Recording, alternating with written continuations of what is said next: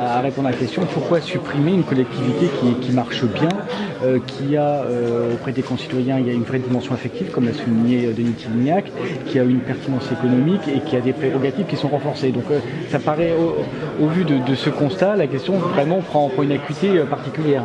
Est-ce que c'est ça, c'est cette question-là qu'il faut se poser? Tous les j'allais dire spécialistes, qu'ils soient généralistes, qu'ils soient géographes, qu'ils soient historiens, qu'ils soient professeurs de droit, qu'ils soient économistes ou politiques, et qui connaissent le département et son rôle de proximité, son rôle dans l'équilibre de la République, ne comprennent pas pourquoi on demande la suppression du département. Et il est bien ressorti dans chacune des interventions, elles ont été multiples, elles ont été variées, que tout le monde se pose la question, pourquoi a-t-on souhaité supprimer cette tranche du millefeuille comme ça, de manière arbitraire? Et c'est vraiment la question qui se pose, parce qu'il n'y a pas eu d'analyse, il n'y a pas eu d'évaluation. Ça a été fait dans un geste plus politique que dans un geste raisonné. Donc probablement qu'après la réflexion, et là on a participé à la réflexion, on va revenir à la réinstauration, si j'ose dire, du département qui n'avait pas été supprimé dans la réalité, mais qui avait été supprimé dans le langage politique, ou dans un certain langage politique. Et si vous êtes à l'initiative aujourd'hui de ce colloque qui a réuni d'éminents spécialistes, des hommes politiques de premier plan, c'est parce que c'est une vraie inquiétude pour vous en tant que président du département du Loiret? Moi, ce n'est pas une inquiétude pour mon département du Loiret. Je m'identifie, et vous l'avez vu que l'identification est importante. Moi, c'est une inquiétude pour les citoyens et pour la France, de dire que ce maillage extrêmement important de proximité, d'efficacité économe, qui peut faire des progrès, ça c'est évident, mais on peut tous faire des progrès en tout, que ce maillage, si jamais on le supprime, on le détruit, on n'arrivera pas à le remplacer, ça coûtera plus cher, sera plus compliqué, et le citoyen rencontrera encore plus de difficultés.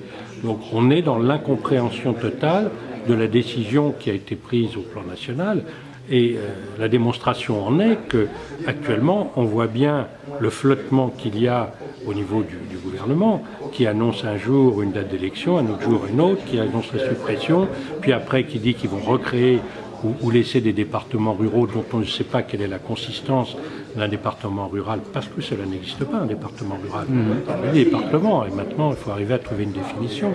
Donc on voit bien que le gouvernement est perdu, et qu'il va falloir qu'il revienne à quelque chose de raisonnable, et il commence à réimplanter progressivement dans l'état d'esprit des gens qu'il faut des départements. Et ce qui ressort aussi de la réflexion aujourd'hui, c'est que la réforme territoriale aurait dû commencer par les départements. Et par un coup de baguette magique curieux, les départements sont jugés comme ringards alors que les régions sont jugées comme modernes. Oui, alors effectivement, il y a par où on doit commencer? D'abord par les compétences. C'est évident que je ne vois pas comment on peut créer quelque chose, quelle que soit la structure que l'on crée, sans savoir à quoi elle sert et ce qu'elle va faire, et quels sont les moyens qu'elle va avoir.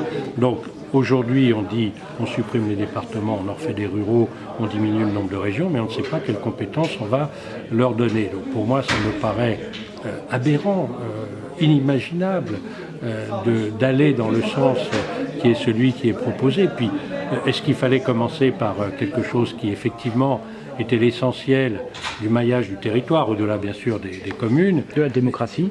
Et vous avez vu que beaucoup se posent des questions sur les régions. Le ringard, c'est pas le département, il n'est pas ringard le département, c'est pas parce qu'il est ancien. On a su démontrer qu'en 30 ans, le département avait pu, grâce à ses nouvelles compétences, faire des économies considérables et faire des économies considérables à la société lorsqu'on fait une analyse réaliste. Donc ce n'est pas le département qui pose problème, probablement pas la région non plus, mais c'est la manière dont les départements sont organisés aujourd'hui, probablement. C'est-à-dire qu'il faut qu'ils se fédèrent, qu'on trouve des solutions de rapprochement. C'est vrai pour les régions en diminuant le nombre de régions. Donc il y a tout un travail à faire qui est intéressant, qui est passionnant.